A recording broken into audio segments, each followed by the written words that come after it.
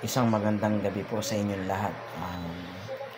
Ito po ay isang maikling video vlog lang na usually kapag gusto ko pong mag-share ng something which I think is worth sharing, ay ginagawa ko po ito at ina-upload ko po sa aking YouTube account. Not for any other reason, hindi naman po talaga ako vlogger at hindi naman po talaga ako umaasa sa wala namang monetization, sa konti nga lang ang subscribers ko. Pero this is one way of sharing also my insights and my views. Kanina po kapapanood lang namin ng asawa ko ng isa sa mga MMFF movies. Ang hirap po kasi manood ng mga nakaraang araw sapagkat napakaraming tao at saka pila at saka naging napaka-busy at medyo masama rin ang aming pakiramdam. Kaya po kanina sa Walter Mart dito sa may Santa Maria, Bulacan, nagkaroon kami ng pagkakataon na manood. At ang napanood nga po namin na isa sa mga MMFF movies ay yung pelikulang Rewind.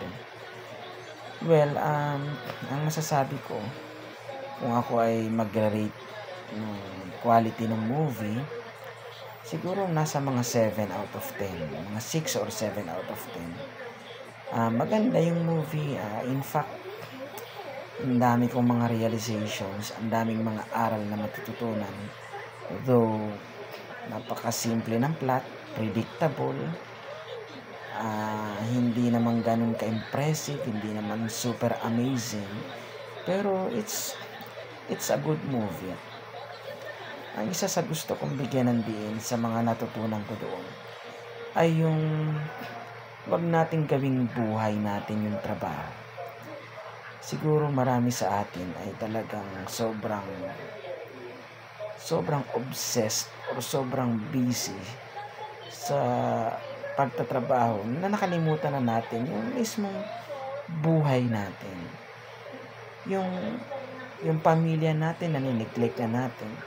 Yung ating recreation, yung mga bagay na gusto natin gawin, yung relaxation, nakalimutan na natin. Mahalaga ang hanap buhay. Please don't misconstrue my statements. Mahalaga ang pagtatrabaho, mahalaga ang paghahanap buhay, pero kung ito na lang yung sentro ng buhay natin, wala na tayong time sa family natin, yung anak natin hindi na natin nabibigyan ng time, yung mismong self-care wala na rin silbi yung ating buhay. Anong pa nagtatrabaho tayo? Hindi naman tayo nabuhay para magtrabaho, nagtatrabaho tayo para mabuhay. Napakaganda ng leksyon na ito na nakita ko doon sa pelikulang Rewind. Tumama ito sa akin kasi napaka-workaholic ko rin, na parang yun na lang ang buhay ko. Pero napagtanto ko na hindi naman dapat ganun. May maraming araw din na hindi ko naman nabibigyan ng oras yung anak ko. Puro lang trabaho. Hindi ko rin nabigyan ng time ang sarili ko. Kaya malaking bagay ito na natutunan ko sa pelikula. Mahalaga ang hanap buhay. Pero bakit ba tayo naghahanap buhay? Bakit ba? Di ba para sa pamilya natin? Para sa sarili natin?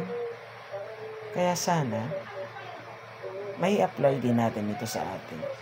Yun lang naman po ang gusto kong i-share sa inyong lahat. Nawa ay may apply natin sa buhay natin yung mga magagandang leksyon na nakukuha natin sa mga pelikulang napapanood natin. Yun lamang po, magandang gabi uli po sa atin lahat.